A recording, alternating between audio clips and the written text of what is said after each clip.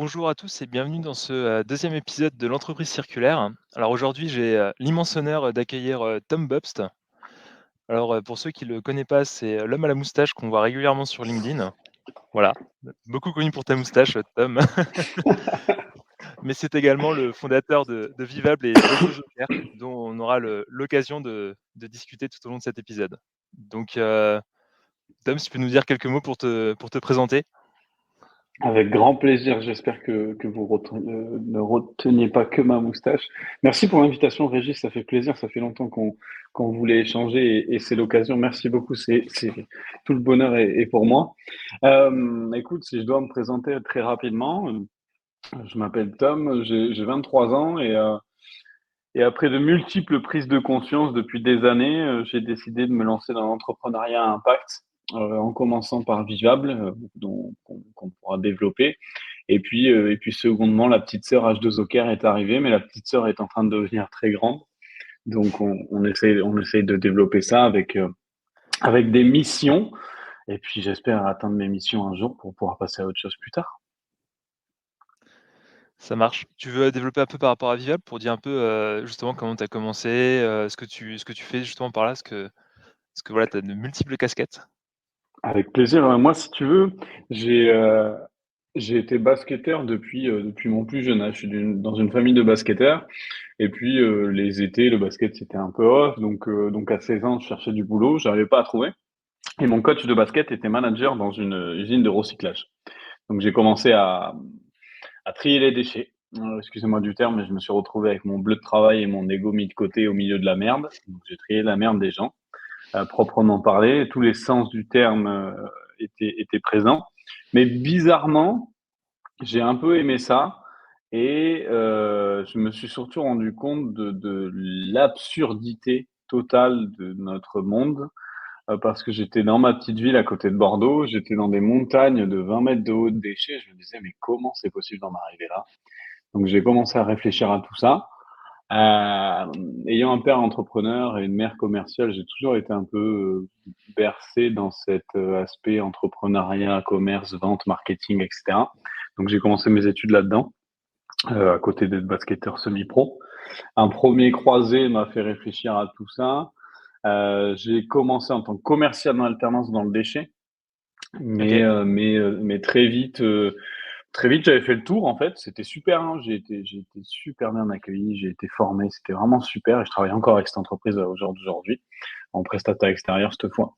Mais très vite, en fait, j'ai eu l'impression de faire le tour et moi, je suis très impatient. C'est un énorme défaut que j'ai, donc j'ai besoin d'avancer, j'ai besoin de faire plein de choses en même temps, sans me perdre, enfin, du moins j'essaye. Et puis j'ai eu l'idée de Vivable. Et Vivable, en fait, à la base, c'est juste l'aspect entrepreneur qui dit, bon, je vais pas inventer de solutions puisqu'elles sont toutes là. À ma gauche, elles existent toutes, ces solutions. Mais par contre, à ma droite, j'ai énormément d'entreprises, d'associations, de collectivités qui souhaitent mettre quelque chose, qui souhaitent s'engager, réduire leur impact, mais qui, par contre, ont du mal à le faire par manque de temps, par manque de connaissances ou par peur d'agir. Et donc, je me suis dit, moi, je vais me former. Je passais des milliers d'heures. C'est devenu une vraie passion parce que c'est à ce moment-là que je me suis fait un deuxième croisé, là, de genou. Et donc, j'avais du temps. Et puis, je me suis dit, je vais devenir un peu le maître d'œuvre au milieu et leur dire, ben, toi, dans ta situation, il existe telle solution. Et ces solutions, il faut bien les classer, donc les cataloguer. Et tu vois, j'ai fait un post LinkedIn aujourd'hui sur ça d'ailleurs. Euh, et ces solutions, pour moi, elles doivent être simples à comprendre, à utiliser, confortables dans l'usage. On ne doit pas perdre de confort, ou du moins un tout petit peu sans même s'en rendre compte. Si on se douche avec un pommeau de douche hydroéconome, ça doit être la même douche, mais on utilise 2 fois moins d'eau. Et elles doivent avoir une certaine rentabilité. Donc une personnalisation. Parce que la rentabilité, elle est souvent liée au fait que ce soit en local, ce soit logique, etc. etc. Et donc, j'ai catalogué, aujourd'hui, je suis à 350 et des poussières solutions. Et j'essaie à chaque fois dans mes accompagnements, dans mes coachings, etc., d'aller au plus local, d'aller au plus personnalisé. Et on arrive à H2Oker, puisqu'un jour, j'accompagne un hôtel dans les Landes. Donc, on travaille sur les déchets, on travaille sur la mobilité, sur l'électricité, parce que le but de Vivable, c'est de travailler l'ensemble de l'identité. Et de dire, OK, le plus important chez toi, c'est telle problématique. Ensuite, il y a celle-là, ensuite, il y a celle-là. Mais en les travaillant une par une, on arrive à travailler l'ensemble de l'identité.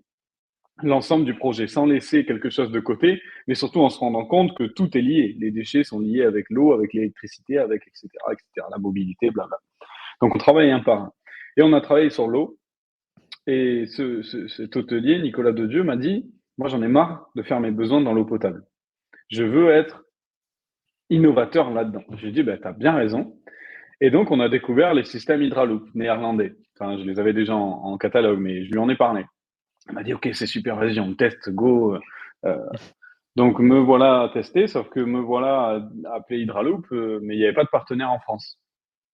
Et donc j'ai créé Bobson au départ, qui est juste une SAS d'achat-revente, qui s'appelle Bobson parce que j'ai mis mon père dedans parce qu'il me fallait un associé en SAS. Donc il n'a pas trop compris pourquoi au début, mais on a commencé comme ça. Et j'installe dans l'hôtel et j'installe chez 4 particuliers. Donc, on recycle des milliers d'eau. Et puis, je teste l'éco-conception des machines, je teste le dialogue, le discours des Néerlandais, je teste, voilà, si vraiment la solution était sympa et logique dans tous l'éco-responsabilité de la chose. Euh, et puis, très vite, je me rends compte, en installant dans un haut pouvoir d'achat, que le recyclage d'eau, c'est bien, mais si on recycle l'eau pour continuer à prendre des douches de 40 minutes, ça sert à rien. Moi, c'est l'hydroéconomie qui me porte. En parlant de ce qui me porte, Survivable, c'est rendre les choses éco-responsables, les entreprises, les collectivités éco-responsables. Donc, le jour où j'aurai réussi, Vivable s'arrête. Donc, moi, mon but, c'est Oui. ça. Et sur H2O Care, c'est rendre hydroéconome, diviser par 2 la consommation d'eau et garder le confort. Le jour où j'aurai réussi, ça s'arrête. J'en suis pas encore prêt, mais j'espère l'être un jour. Et donc, sur H2O Care, c'est là où on crée H2O Care, où j'ai Maxime qui me rejoint, Maxime Buffel, qui est un directeur commercial France depuis des années. J'ai Jérémy, un plombier Bardou, qui me rejoint, qui est plombier sur Toulouse. Et on crée H2O Care. Donc, Bobson passe à H2O Care dans cette idée de travailler l'amont et l'aval. On met en place des pommeaux de douche hydroéconomes, on réfléchit à comment récupérer les calories d'eau chaude pour préchauffer l'eau froide, on recycle cette eau, on envoie dans les toilettes, on utilise des toilettes anti-fuite, on travaille avec les CHU, avec les CROUS, etc. Donc là, je vous ai fait un résumé ultra rapide. Mais l'idée de tout ça, elle est partie de là, et c'est pour ça que je dis, c'est souvent la petite sœur de Vivable, mais qui est en train de prendre une ampleur assez conséquente. Ouais, c'est ça, en fait, tu as bâti Vivable et en fait, tu t'es rendu compte justement en discutant avec différents partenaires et différents, professionnels comme quoi il y avait vraiment cette partie eau qui prenait, de plus en plus d'ampleur, je suppose? Enfin, puis en plus, c'est vrai qu'au vu des dernières années avec le nombre de sécheresses qu'on a et tout le stress hydrique, je pense que ouais, ça va amener à s'empirer. Donc heu, Ben, si tu donc ouais, veux, ouais, vas-y. moi, à la base, mon premier amour, c'est les déchets. L'amour de tout le monde, quand on parle de transition écologique, c'est l'électricité, parce Mmh. qu'on pense argent, etc. Donc moi, l'électricité, ça m'a jamais trop intéressé, puisqu'il y a des gens qui sont super dessus. Donc j'y vais de temps en temps, je travaille dessus, ok, mais donc les déchets, c'est souvent le délaissé, c'est le vilain petit canard. Et c'est assez facile à optimiser en plus. Après, le meilleur déchet, c'est celui qu'on ne produit pas, donc c'est assez facile à optimiser quand on travaille avant, de façon circulaire, etc., etc. On en parlera. Ça, on est bien d'accord. Euh, mais voilà, et puis et en fait, sur l'eau, il y a des choses pareilles, hyper faciles, mais on n'a aucune prise de conscience là-dessus. Et moi, depuis petit, j'ai jamais été quelqu'un qui consommait énormément. Mais les douches, je mettais 2 minutes à la douche, voilà, c'était réglé, blam, bam, bam. Mais j'avais cette conscience, mais pas non plus ultra développée. Et puis, je savais que c'était de l'eau potable dans les toilettes, je trouvais ça aberrant, mais voilà, sans plus. Et c'est vraiment cet accompagnement-là qui m'a fait déclic et qui m'a dit, OK, on va changer la donne. On va apporter ces systèmes-là, qui pour moi sont les meilleurs, parce que pas de produits chimiques, pas de filtre à changer, donc il n'y a pas de maintenance à avoir. On met les systèmes, ça recycle sans même qu'on s'en rende compte. Il y a des clients dans les hôtels, ils s'en rendent même pas compte qu'on recycle de l'eau. On divise par 2 la consommation d'eau, on s'en rend même pas compte. Et ces systèmes-là, donc je les importe. Bon, on est en live, mais de façon illégale, parce qu'en France, aujourd'hui, on ne sait pas si on a le droit ou si on n'a pas le droit d'utiliser de l'eau Mmh. non potable dans les toilettes. Sauf que ce que je me dis, c'est que, OK, si personne ne le fait, on ne le fera jamais. Si Blablacar ne Ouais, développe pas ouais. le covoiturage, on ne fera jamais de covoiturage. Aujourd'hui, Mmh. Blablacar est financé par l'État. Moi, mes systèmes, demain, ils vont être financés par l'État. Il y a des aides qui commencent à arriver, pour les professionnels notamment. Euh, je dis tout ça entre parenthèses, on n'est pas encore dans des actes, etc. Mais ça avance. On fait beaucoup de lobbyisme du lobbyisme positif pour faire passer des décrets, etc., etc. Et en fait, ça m'a semblé tellement logique et à l'inverse tellement aberrant que ça m'a donné l'envie de changer la donne, heu, grâce à ce premier accompagnement-là et comme tu dis bien, oui, je m'attache encore plus à l'eau parce qu'on est en retard terriblement et on est en retard parce qu'on ne connaît pas notre prix de l'eau, parce que notre prix de l'eau, il est ridicule aussi. On a un prix de l'eau 30 fois moins cher que l'électricité. On sait même pas combien on paye, c'est ridicule. Mmh. C'est vrai. C'est vrai et Alors puis que ça me c sécheresse, alors que ouais. tout ça, quoi. Mmh. C'est vrai que j'ai eu l'occasion de travailler pour une entreprise pharmaceutique il y a quelque temps et justement, j'étais sur justement ces histoires d'eau parce qu'en fait, vu qu'ils faisaient justement tout un traitement de l'eau et cetera, là ça commençait vraiment à chiffrer et puis on discutait régulièrement du prix de l'eau et en fait c'était vraiment une grosse source de coûts pour l'entreprise, quoi. Mais c'est super rare C'est super rare. d'avoir des entreprises qui ont des énormes volumes et Mmh, cetera et qui s'en rendent compte. Et ouais, puis, enfin, moi j'accompagne des salles de sport sur Bordeaux et qui ont des piscines. Enfin, aujourd'hui, en termes d'eau, en termes de gaz, en termes d'électricité, avoir une piscine, c'est impossible d'avoir un modèle rentable quand on a une piscine. oui, Ça, c'est et on cherche à réfléchir de la façon où: «OK, j'ai ma piscine olympique, comment je fais pour la rendre éco-responsable?» Mais c'est pas possible. Il faut la réduire, réduire les besoins, réduire les usages et là, trouver des solutions, des alternatives pour la rendre un peu plus, soutenable. Et c'est pour ça que quand j'ai l'exemple à Bordeaux, mais à Bordeaux, on a construit une nouvelle piscine olympique cette année. Je crois qu'on va en construire 3 ou 4 autres dans les 4 ou 5 ans à venir. On va se retrouver avec une métropole de 1, et quelques millions, 2 millions de personnes avec 6 piscines olympiques. Enfin, est-ce qu'on peut pas faire des piscines plus petites et avoir une olympique à la limite si on veut accueillir les championnats d'Europe, je sais pas quand. ouais. Enfin, donc juste être logique dans la chose quoi. C'est vrai que là on en revient sur le débat de base de la fonctionnalité en fait, tout simplement de pourquoi avoir, justement le dernier objet, le dernier cri avec, 25 fonctions alors qu'on a besoin de 2 quoi. C'est vrai que la Ouais, piscine olympique, à part les athlètes olympiques, il y en a pas des masses qui ont besoin d'une piscine de bah cette taille-là, franchement. quoi. Bon après moi je suis quelqu'un qui déteste la natation aussi donc je suis très sportif mais je suis pas du tout un poisson dans l'eau donc non ça a pas de rapport, ça a pas de rapport. Non mais je sais pas, moi à chaque fois que je vois des personnes en face de moi, je leur demande leur prix de l'eau, mais ils ne le connaissent pas. J'ai des appels de Mmh, Mayotte, j'ai des appels de Polynésie française où on est à 15 € du mètre cube. Quand en Bretagne, qui est quasiment le plus haut en France, je suis pas loin de 6 € le mètre cube. À Bordeaux, je suis à 2,5, des fois j'ai du 1,8. 1,8, bah oui, allez-y, presque envie de leur dire consommez. Et en France, en moyenne, on est à 4,3. OK. Mais les gens, et le pire, c'est que l'avantage qu'on a, c'est que sur l'électricité, souvent l'électricité, on pense argent. On réfléchit argent. Sur l'eau, avant de penser argent, dans 9 cas sur 10, on pense vie. Parce qu'on sait que l'eau, c'est la base de la vie. On fait rien du tout sans eau. Absolument rien. On ne marche pas, on ne mange pas, n'a pas d'électricité, on ne fait rien sans eau. Donc on a cet avantage-là que même ceux qui ne sont pas sensibilisés le sont un peu. OK. Là où tu Donc vois, moi, sur mmh, Viva, par exemple, quand j'accompagne, moi, j'accompagne pas ceux qui font ça que pour l'image. Et c'est ma force d'être indépendant et c'est pour ça que je me suis mis indépendant, c'est pour choisir avec qui je veux travailler. Donc ceux qui font ça que pour l'image, j'accompagne pas. Par contre, ceux qui me disent, écoute, je fais ça à 80% parce que j'ai besoin de réduire mes coûts, j'ai besoin de gagner plus d'argent. Je parle pas de croissance, je parle de réduire mes coûts plutôt. mmh, Ça, j'ai pas de souci parce que les alternatives éco-responsables, elles permettent ça. Donc la carotte, au lieu qu'elle soit, tu vas devenir éco-responsable, elle est, tu vas gagner de l'argent. Mais par contre, quand je lui tends cette carotte-là, je le rends éco-responsable. mmh, tout à fait, Donc ouais. ça, j'ai pas de souci. Sur l'eau, cet argument-là, il est pour le moment pas trop là. Et encore, on arrive à faire des projets rentables. Et c'est ça, et c'est là qui ouf, et c'est là que ça démontre à quel point c'est complètement illogique combien d'eau on consomme aujourd'hui.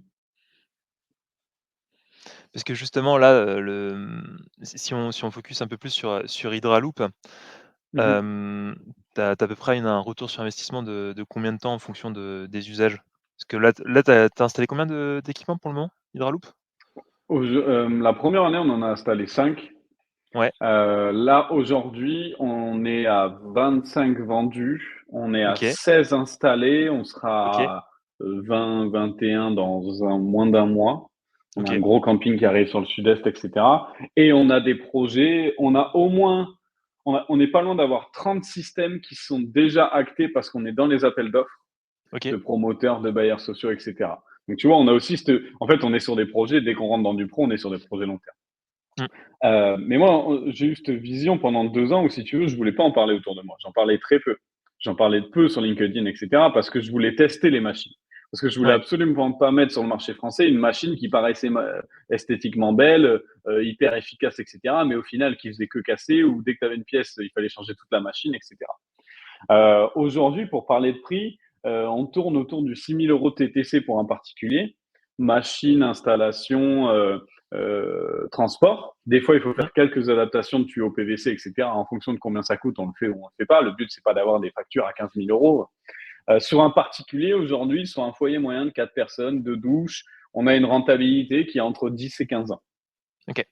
Moi, j'aimerais la réduire au minimum à 8 ans, tu vois, qu'on soit un peu comme les panneaux solaires. Ouais, Et tout à pour fait, ça, ouais. j'ai besoin d'un prix de l'eau qui augmente.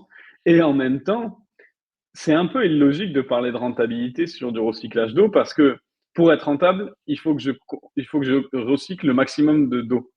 Mmh. C'est exactement comme les recycleurs de déchets. Un recycleur de déchets, pour qu'il soit rentable, il faut qu'il ait plus de déchets. Mais la base, la raison d'être première, c'est de pas avoir de déchets, c'est de consommer peu d'eau.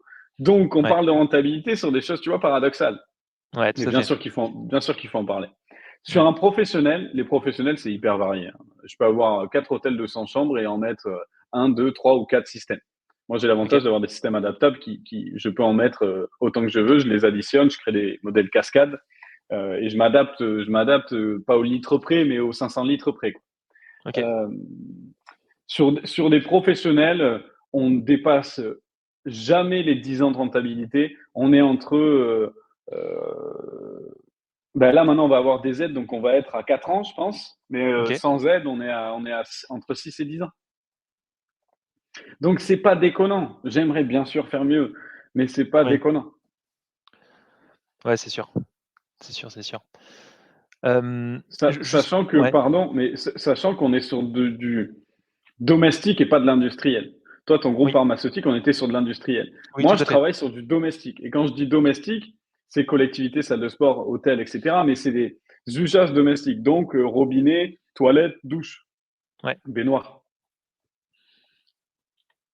Tout à fait et c'est là où je voulais en venir qu'en fait, vu que tu as une histoire de volume, par rapport à ce traitement d'eau, c'est vrai que forcément le marché pour ce type de système est à mon sens plutôt justement sur les collectivités, les salles de sport, les gros usagers d'eau d'un point de vue, quantité et d'un point de vue, mouvement de personnes et peut-être un peu moins sur les particuliers. Je sais pas ce que toi tu en penses, par rapport à ça? Bah, si tu veux, aujourd'hui, bien sûr, quand on fait les réunions associées, on parle 80% du temps des professionnels. Moi, Ouais, aujourd'hui, depuis le début, j'ai beaucoup plus de demandes particuliers parce qu'on est dans des early adopters. oui, tout à fait. Évidemment que si on bosse pas notre business model sur du B2C. Mais par Oui, contre, jamais de la vie on le fermera. Parce que moi, je veux pouvoir donner l'accès à tout le monde.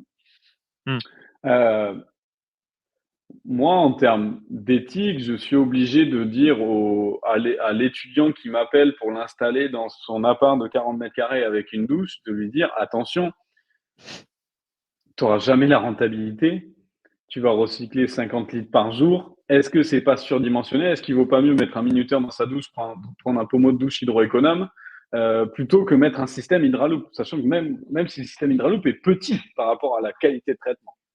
Mais rester dans cette logique-là. Après, si il y a aussi l'argument de oui, mais moi je veux que mon appart il prenne de la valeur, je veux être un exemple, je veux machin. Ouais, ok, hyper intéressant. Bon. Donc évidemment que en termes d'impact, en termes de business, le B2B est 10 fois plus intéressant. Dans un hôtel de 20 chambres, je vais recycler 100 000 litres d'eau en 3-4 mois, quand chez un particulier moyen, je vais recycler 75 000 litres à l'année. ouais, Donc même en termes d'impact, c'est beaucoup plus intéressant de passer du temps là-dessus. Mais ça forcément. restera toujours ouvert à tout le monde parce que on devrait tous. Bah, tu sais pourquoi? Parce que ce que je fais. Pardon, j'ai un téléphone qui sonne derrière. Euh, ce que je fais, ce qu'on fait avec H2O Care, c'est rendre le recyclage d'eau grise la norme. Ça devrait être normal, donc on fait en sorte que ça Mmh, devienne normal. Ce que je fais OK. avec Vivable, c'est rendre la transition écologique standard.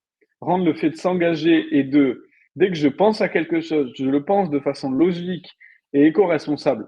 Dès que j'achète quelque chose, je le pense, est-ce que j'en ai besoin, etc. Et c'est rendre ce mode de pensée, ce mode d'action, la norme. Ben, sur H2O Care, c'est exactement pareil. Rendre l'hydroéconomie, le recyclage d'eau, la norme.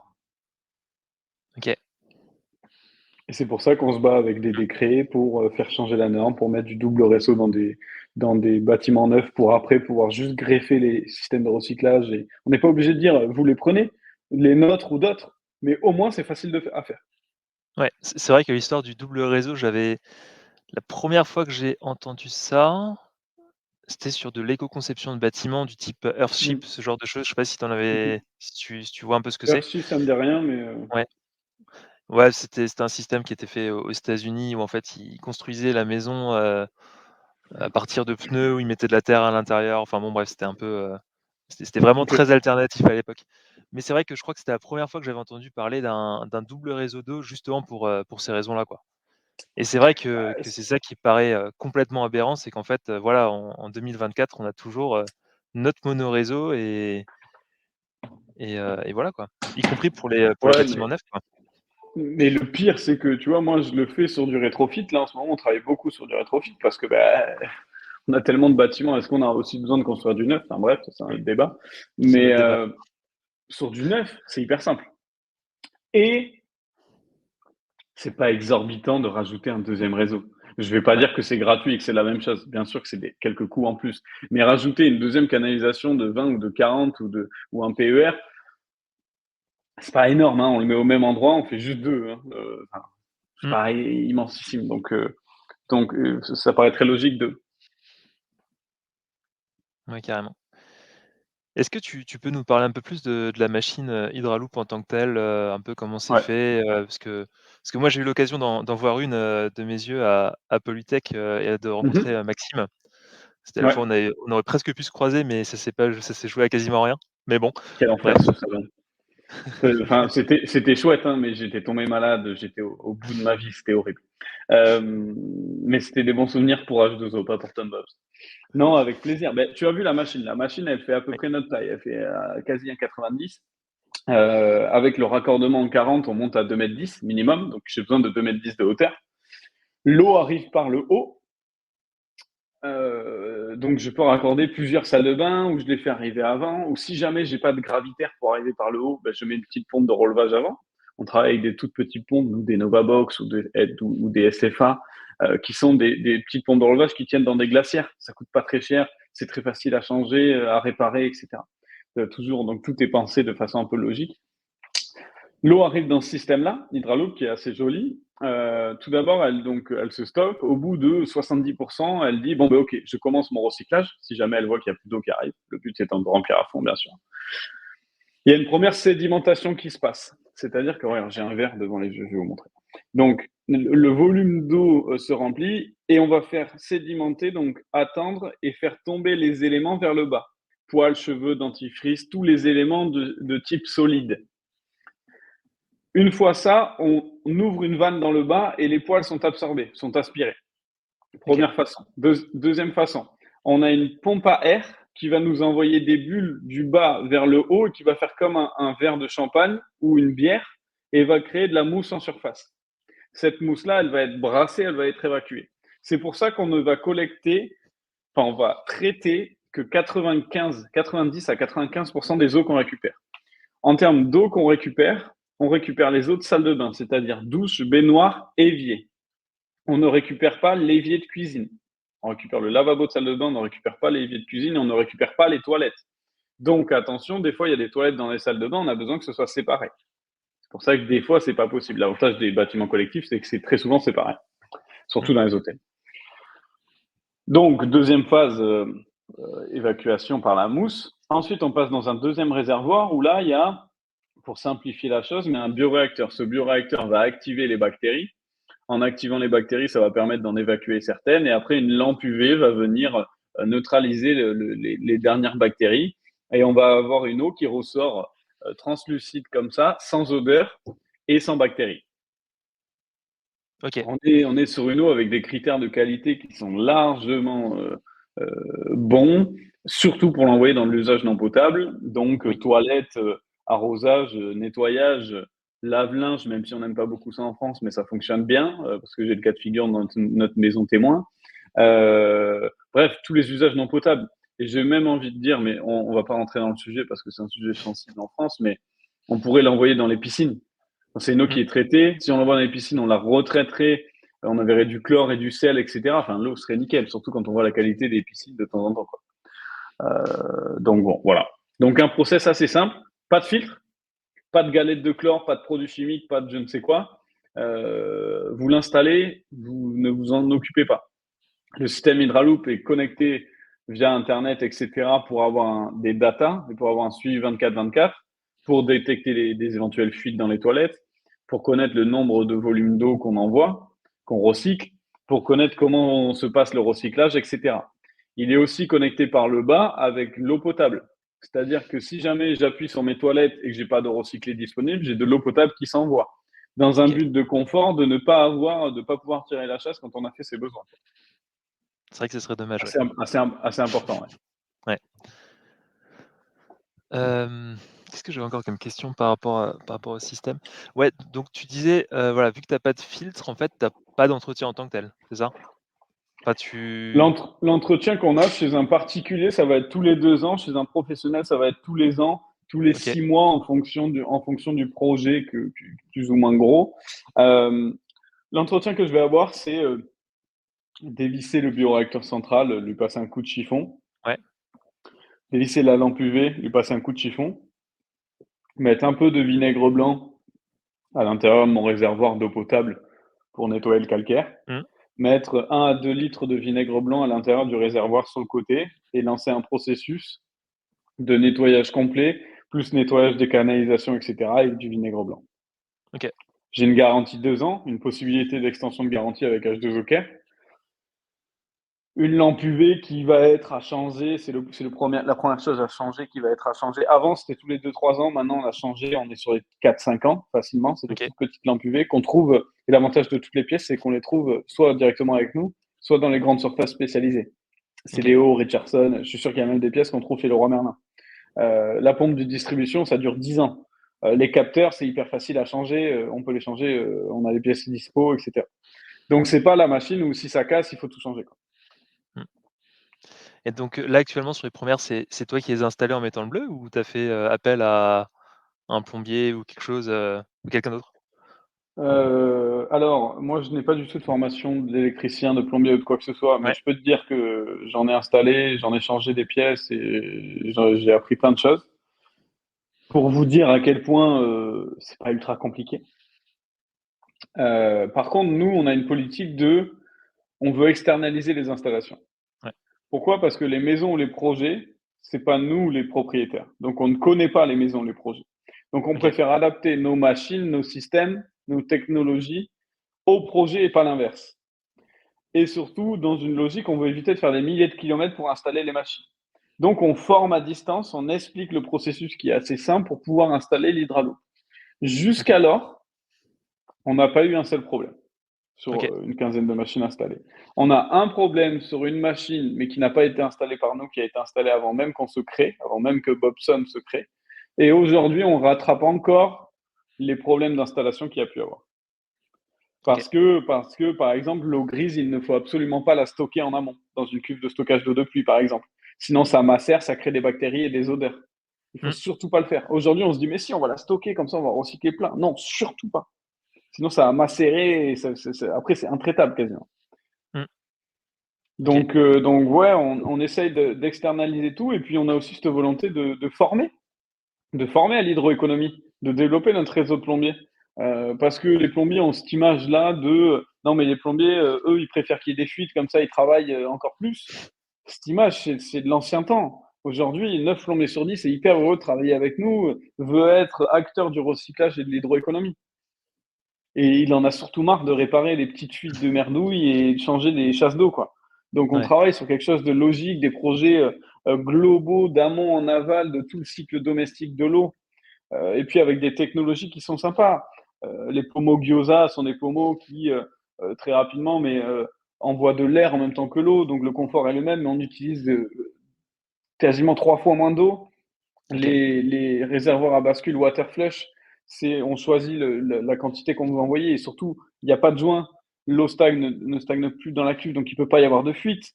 On travaille avec des brumisateurs et non des mousseurs de robinet, donc qui envoient de la brume. Donc pour se laver les mains, 95% d'eau en moins. On n'a pas besoin d'avoir de l'eau liquide pour se laver les mains. Et si vraiment on veut boire, eh bien, on n'a qu'à tourner le petit système, il y a un bouton, et là on a de l'eau liquide. Donc on reste dans cette technologie sans être technosolutionniste et la transition écologique, c'est grâce aux technologies, blabla, non, pas du tout. Mais technologie en prenant en compte le confort. Ouais, Voilà. c'est pas high-tech, c'est pas low-tech, c'est entre les 2 quoi. C'est de la tech raisonnée, quoi. On va dire ça comme ça, On quoi. est sur l'ensemble des solutions, oui. Sur Hydraloop, on est dans du high-tech parce qu'il y Ouais. a des capteurs, parce qu'il y a des systèmes, etc. Mais en même temps, aujourd'hui, si on peut faire du recyclage de l'eau low-tech, hein, mais chez soi, Ouais. parce que c'est même pas possible d'aller dans les hôtels, dans quoi que ce soit, hein, et encore moins dans les ERP sensibles, hein, Mmh. EHPAD, hôpitaux, etc. Et le but, il est quand même d'offrir à tout le monde. Je Ouais. parlais avec Thomas, moi, la dernière fois, beaucoup sur LinkedIn, qui met en avant des toilettes sèches. Moi, je lui dis, tu sais, Thomas, moi, j'ai cette vision-là que la solution, c'est les toilettes sèches. La solution numéro une, moins d'impact, c'est les toilettes sèches. Par contre, dans les hôpitaux, c'est pas possible. Dans les 5 étoiles, c'est pas possible. Donc, en dessous, il y a le recyclage de l'eau avec les toilettes water flush. Encore en dessous, il y a les toilettes 3-6 litres. Mais 3-6 litres, ça casse tout le temps. Et puis, on appuie tout le temps sur 6 litres. Et encore en dessous, il y a les toilettes à l'ancienne, 12 litres. Et Mmh. tu vois, il y a ce système de graduation d'impact. Ouais, tout à fait, ouais. Voilà. Tout à fait. Hem, je vais faire la transition avec ce que tu disais avant avec les plombiers, avec l'ancien temps et cetera. C'est quoi la suite pour H2O Care, demain, après-demain, dans 1 an, dans 5 ans? Comme ça, vite fait. Ben, comme je vais revenir sur notre raison d'être, nous, notre but, il est que ça devienne la norme. Il est d'installer logiquement, mais d'installer en nombre pour que ça devienne la norme, le recyclage d'eau. Tiens, je construis une maison, bam, je recycle mon eau. J'installe des Mmh. pommeaux de douche hydroéconomes, j'installe des WC anti-fuite. Euh, donc, installer en nombre, Ouais. installer des gros et beaux projets pour avoir du volume. Donc, j'ai envie de te dire, vu le nombre de douches qu'il y a en France, on a encore du travail parce qu'à partir du moment où il y a une douche, il y a une possibilité d'H2O Care. Mmh. Travailler sur des projets globaux. Je travaille notamment avec Agvo à Bordeaux, qui est un peu le H2O Care. Enfin, on est plutôt le Agvo, mais micro. Nous, sur l'aspect domestique, lui, il est industriel, collectivité, etc. Et ils font un travail magnifique depuis 15 ans. Donc, la suite, elle est là. Aujourd'hui, on fait un crowdfunding avec ERA pour financer nos actifs, parce qu'aujourd'hui, malheureusement, on n'arrive pas à avoir une banque qui nous suit, malgré le fait qu'on soit à impact, etc. Donc, on doit financer la trésor avec nos sous, etc. Et acheter 15 systèmes, ben, ça coûte vite quelques dizaines de milliers Mmh. d'euros. Donc, il faut les sortir. Donc, on fait un crowdfunding sur ça. Et ERAB est une plateforme qui accompagne en transition écologique. Et puis, on permet à n'importe qui de venir dans notre projet. Enfin, l'écosystème qu'on crée avec ça, moi, il me plaît énormément. Il est ultra logique. Donc, on fait ça. Ce que tu peux nous souhaiter à court terme, c'est que les décrets passent. Les décrets Oui. pour faciliter l'implantation de systèmes de recyclage d'eau. Le décret pour faciliter, voire obliger le double réseau dans les constructions neuves. Plein de décrets comme ça. Et puis après, on verra. Après, moi, j'ai pas hâte du moment où le marché va être un peu comme les panneaux solaires aujourd'hui. Ça y est, tout le monde peut s'y mettre et c'est guerre de part de marché et de pourcentage. Moi, perso, ça ne m'intéresse pas. H2O Car Mmh. existera toujours. Mais moi, perso, ça ne m'intéresse pas. Mais par contre, ben, j'espère que dans 3 à 5 ans maximum, on soit dans ce marché-là. OK. On soit dans ce marché-là et parce que ça voudrait dire que c'est logique et c'est normal de recycler son eau. Ouais, ça voudrait dire qu'on va dans le bon sens et qu'on va justement, plus loin, quoi. Ouais, carrément. Est-ce que tu sais que je pense que pas loin de 5 à 10 des Français recyclent déjà leur eau? Ah ouais? Alors qu'on a Pourquoi? installé, Vas-y. à tout casser en France, on a dû installer, H2O Car plus d'autres systèmes. On a dû installer moins de 100 systèmes de recyclage d'eau. Parce OK. qu'il y a énormément de personnes qui posent un seau d'eau dans leur bac à douche, le temps que l'eau chauffe, remplissent le seau d'eau et vont les mettre dans les toilettes. Ouais, c'est vrai. Et c'est ultra logique, mais en termes de confort, mine de rien, il faut faire les allers-retours et pareil, enfin, on peut pas faire ça dans les hôpitaux, on peut pas faire ça dans les campings, on peut pas faire ça, enfin, je dis un peu plus dans les campings, mais on peut pas faire ça dans les hôtels 5 étoiles, etc., etc. Mais il y Ouais, a énormément de personnes qui font ça parce que c'est logique et parce qu'on fait attention à l'eau. c'est vrai. C'est vrai que je suis en train de me dire que moi aussi j'ai le système sur ah mince, sur l'évier justement pour avoir la soit le brumisateur sur les mains ou soit le Mmh. petit jet pour, et puis c'est clair que laver ses légumes en fait, tu as pas besoin d'avoir, l'eau qui coule, à outrance et que juste le petit brumisateur suffit largement, quoi. Hem ouais, oui, enfin, oui, je sais pas quoi te dire à part oui, c'est logique mais c'est presque j'ai presque pas envie de dire c'est logique, c'est juste complètement illogique ce qu'on fait aujourd'hui, de consommer Ouais, 150 litres par jour par personne. Et puis un jour, c'est pour ça que j'adore LinkedIn parce que j'apprends énormément de choses et un jour, au tout début de l'aventure, j'ai vu quelqu'un qui m'est et malheureusement je peux pas le citer parce que j'ai complètement oublié qui c'était lui ou qui c'était elle, hem et qui disait: «On consomme 150 litres par jour par Français». Un Américain, c'est fois 2, un Qatari, c'est bon, fois 30 comme d'habitude, comme l'empreinte carbone, c'est corrélé. Mais par contre, aujourd'hui, je suis habillé et mon habit, il coûte tant de litres d'eau. mmh, Aujourd'hui, j'ai mangé une viande et c'est tant de litres d'eau. Donc il y a aussi cette empreinte hydrique, tout à fait. comment dire? Inconsciente. Et si on prend en compte cette empreinte hydrique inconsciente, on serait quasiment à 5 000 litres d'eau par jour. Ouais, Enfin bref. j'avais en tête, je crois, l'ordre de grandeur de 10 000 litres d'eau pour faire 1 kilo de steak. Donc ouais, c'est vrai Heu, que je vais te dire ça de suite. Je vais aller sur le magnifique comparateur de l'ADEME qui est mon meilleur ami et alors malheureusement vous ne le voyez pas sur le stream, mais tu vois, attends, j'ai un steak, je vais essayer de trouver combien c'est un steak. Un steak, tu sais combien de kilos de CO2 c'est? non, vas-y, dis-moi? Bon, 10 kilos de CO2, c'est un steak. OK, Là, tu vois, ils nous mettent qu'un steak, c'est 36 litres d'eau en bouteille. C'est OK. 3 400 kilomètres de TGV, 46 kilomètres en voiture, et cetera, et cetera. Après, en soi, ces chiffres-là, que ce soit précis, au chiffre près, au nombre près, à la dizaine près, et cetera, il y a pas grand intérêt. Le but, c'est de comparer et de montrer les échelles d'impact, et cetera. Mais Ouais, comprendre déjà cette mmh, échelle d'impact de l'eau, c'est hyper important. c'est toujours les ordres de grandeur, ouais, c'est clair.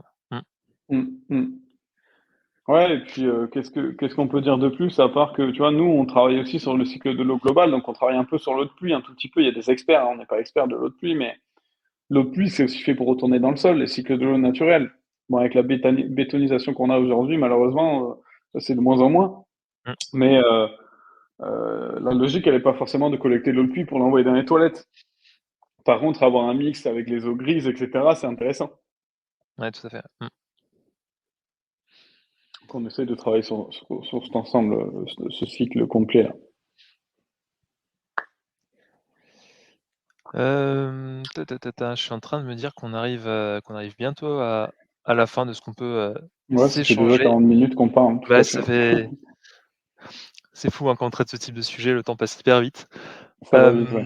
Ouais, alors je sais pas si on a des questions d'auditeurs? Sinon, en attendant que je trouve cette réponse, est-ce que tu peux, je sais pas, nous donner, 3 éco-gestes pour économiser l'eau chez soi? Bon, tu en as déjà parlé, mais je pense que Mais non, c'est une très, très bonne question. Parce que je vais te prendre un exemple. ouais, vas-y. Il y a l'éco-geste qui est très connu de mettre une bouteille d'eau dans sa chasse d'eau Ouais, ou de mettre une brique, tu vois? Il est très connu cet éco-geste-là. C'est super, ça permet de pas tirer la chasse de 6 litres, mais de 4 litres ou 3 litres et demi, et cetera. C'est déjà super. Mais par contre, il y a toujours des fuites. mmh, Ça n'enlève pas les fuites et aujourd'hui dans les toilettes, c'est très important de tirer moins de 6 litres ou 6 litres minimum pour que ça s'évacue bien, et cetera, et cetera. Ça, c'est la phrase des lobbyismes pour anti-eau, c'est que non, mais s'il y a moins de 6 litres, ça va mal s'évacuer, et cetera. Oui, allez, 2 cas sur 10, ça va mal s'évacuer parce que la canalisation est mal faite.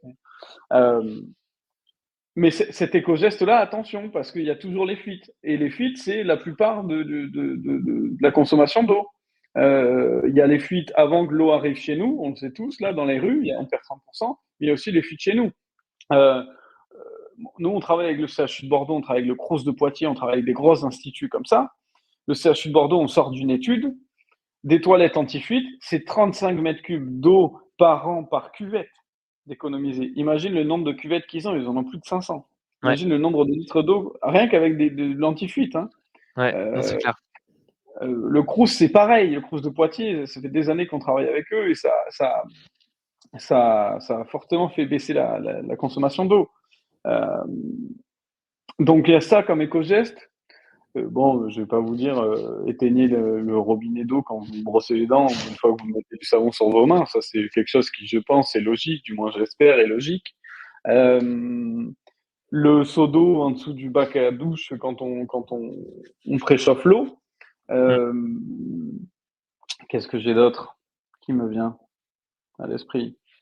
Si, je vais prendre l'exemple du mini Tommy. Moi, quand j'étais tout petit, dans ma salle de basket, il y avait un robinet. Et moi, j'avais jamais ma gourde. J'oubliais tout le temps ma gourde quand j'allais à l'entraînement. Mais je te parle de ça quand j'avais de 5 à 10 ans. Tu vois, j'étais vraiment un petit bébé. Et donc, j'avais tout le temps à ce robinet. J'y ai bu, mais des dizaines de milliers de fois, certainement. Je sais rien, mais vraiment des milliers de fois. Ouais, plus d'un millier de fois. Et en fait, ils nous mettaient tout le temps un mousseur sur ce robinet-là. Sauf que quand tu vois que tu sors du sport, ben, le mousseur, il te fait des bulles, etc. Et après, tu es ballonné à l'entraînement. Donc nous, on enlevait tout le temps le mousseur pour avoir de l'eau qui coulait. Et c'était absolument pas hydroéconome comme geste. Donc, ne faites pas ça. Mais euh, le confort est pas ouf non plus. Donc, Mmh. prenez des gourdes. Parce que les gourdes, les bulles, elles vont s'enlever et là, c'est facile à boire. Donc, prenez des gourdes. Mais ouais, ça, c'est un exemple perso qui peut se répercuter à beaucoup. Mais c'est justement les exemples comme ça qui sont les meilleurs et les plus drôles Ouais, et tu vois, typiquement, ça, tu pourras faire un petit post LinkedIn sur le mini Tommy, c'est clair. Oh, je vais dans les faire une prochains image jours. et tout. Faut pas que je vous montre la tête que j'avais quand j'étais petit. J'avais les dents de Vanessa Paradis, les oreilles décollées. Moi, je voulais garder les dents décollées parce que j'adorais Yannick Noah. Ma mère, elle m'a dit non. Mais je suis bien content qu'elle m'ait dit non aujourd'hui, tu Ah là là. Alors, je vais vérifier, je crois qu'il y a pas de questions, en ligne. S'il y a des personnes qui nous écoutent et qui ont des questions, c'est le moment d'en mettre dans les commentaires pour que ça apparaisse chez nous. Mmh, On fait un, c'est la semaine des lives et je te remercie encore de m'avoir invité. ouais. C'est un vrai plaisir d'être là. Mercredi, on refait un live concernant un peu plus le crowdfunding, donc c'est un peu plus technique. Je sais que tu es friand de ça, toi, Régis. Oui, moi je suis Euh, friand et puis j'ai eu l'occasion d'investir, via Airable sur d'autres projets donc oui, je les connais bien, ouais. donc, je suis très content de l'opération qu'on fait. Euh, et puis pour être très honnête, mais j'en ai déjà parlé avec eux, on pourrait s'auto-financer encore une fois, mais le but, il est aussi de faire connaître cette super initiative qui est Érable, de faire des synergies entre, et Mmh, puis d'ouvrir à tout le monde, parce qu'il y a une rentabilité à aller chercher aussi. En cette période d'inflation et un peu compliquée économiquement, ça peut toujours être intéressé. Et puis moi, il y a plein de personnes qui m'ont dit le projet est cool, j'aimerais mettre, ou c'est pas possible techniquement chez moi, ou j'ai pas les sous à mettre pour un système de recyclage d'eau.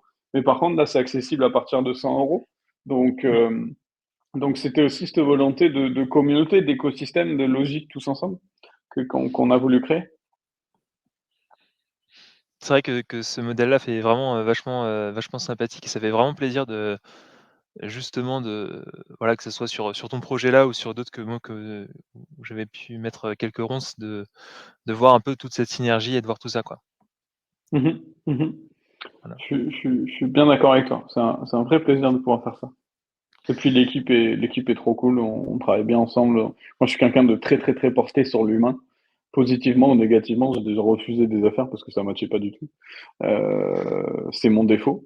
Euh, et puis ça matche vraiment bien, donc c'est toujours un plaisir de travailler avec des personnes qu'on aime bien, quoi. Alors, j'ai pas de questions de la part des auditeurs. Par contre, j'ai eu 3 réactions Mhm. que je vais te partager, parce que ça va te faire Yes. plaisir aussi. On a Ah, eu tant mieux. un non, tu le vois à l'écran, un message de Vera qui nous dit: «Merci pour cette présentation». Voilà. Un autre Avec plaisir. message un autre message d'Irina Lamour qui nous dit: «Bravo à nous 2». voilà, pour cet échange. Donc je sais pas trop pourquoi bravo, mais en tout cas, voilà, moi aussi ça m'a fait ultra plaisir d'enfin pouvoir échanger avec toi. Voilà. Plaisir partagé. Et un dernier message de Manon qui nous dit: «Merci, c'était chouette, pas de questions de mon côté». Super, ben merci à toutes les Voilà, 3. Merci encore une fois, 1000 fois à toi, Régis, c'était vraiment chouette et à l'occasion, on se refaire ça, ça serait cool. carrément. Et puis moi j'ai juste, 2 dernières questions. La Dis-moi. première c'est comment est-ce qu'on peut faire pour te joindre, pour te poser des questions en dehors de ce live? Comment on peut te trouver? Mon LinkedIn, enfin, j'ai beaucoup de messages, mais je réponds à tout le monde avec grand plaisir. Donc sur LinkedIn, par mail directement à tom.bobst @viva.com ou h2o-care.fr. Vous avez les formulaires de contact sur les 2 sites internet. Et je serai dispatché en fonction du besoin, ou peut-être que le besoin est double. C'est aussi ça le but, c'est que qu'on amène une formation, une sensibilisation par Vivable, une étude par Vivable et puis une installation par H2O. On a ce travail de fratrie qui est hyper intéressant. Donc voilà. Et puis la dernière question c'est si maintenant tu avais, 2 personnes à me dire de contacter pour passer, en live avec qui je pourrais échanger sur justement, alors soit des aspects d'eau ou soit des aspects d'entreprise circulaire d'un peu plus global, voilà. Je suis preneur de retour. Écoute, je vais tricher un peu parce que je sais que tu as déjà pris contact avec, mais Gabrielle Pio, qui est absolument fantastique, et j'adore complètement ce qu'elle fait. Je sais pas si c'est déjà prévu ou pas. C'est en cours de discussion. Voilà, je vais pas C'est en lâcher cours plus de d'informations, discussion. mais c'est en cours de Donc tu as vu, discussion. je réinsiste pour que Voilà, ça arrive. Et puis je vais partager un profil avec qui j'ai eu le plaisir d'échanger il y a pas longtemps et il faut qu'on se voit parce qu'on habite dans la même région. Léo Mallet, qui a été le cofondateur de Molo, qui passe sur d'autres aventures en créant un cabinet de conseil dans les Landes. Et je OK, pense que cet aspect mobilité, création pendant 1 an de Molo, plus le passé, lui, qu'il a dans P&G, et maintenant le cabinet de conseil avec la volonté, la raison d'être. C'est un profil assez intéressant que j'aurais plaisir à suivre le live si vous pouvez en faire. OK, bah, je vais essayer de contacter Léo, pour voir ce qu'on peut faire. Super, Avec plaisir, n'hésite pas si je peux faire le lien. ça marche, je te dirai. Bon et ben, merci beaucoup, Tom pour ton temps, pour nous avoir partagé tout ça et puis, je te souhaite une bonne levée de fonds et puis une bonne suite avec, H2O Care et avec Vivab. Merci beaucoup, Régis. Je te Voilà, souhaite plein de bonnes choses et si je peux t'aider, si je peux vous aider, c'est avec plaisir. C'est un peu mon mantra, donc n'hésitez pas. ça marche. À très On se vite. tient au courant, ça marche. Allez, à la Ciao, prochaine. ciao. Ciao.